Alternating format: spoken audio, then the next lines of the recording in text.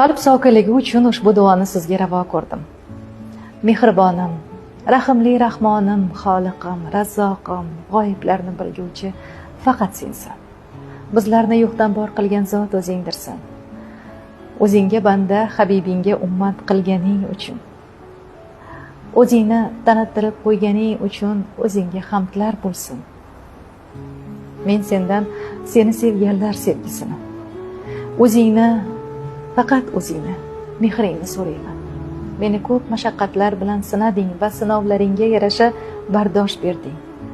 Vujudim og'riqda bo'lsa ham, ko'zimda yosh bo'lsa ham, yuzimga tabassumni, dardlarimni ichimga yutishga matonat va kuch berding. Qudrati cheksiz bo'lgan mehribon Robbim, o'zing menga yaxshilarni yondoshtirgin, vataniga, diniga sodiqlar qatorida qilgin.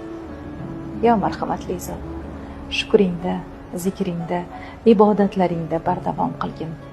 Zero huzuringga yorug' chehra bilan borishlikni o'zing nasib qilgin.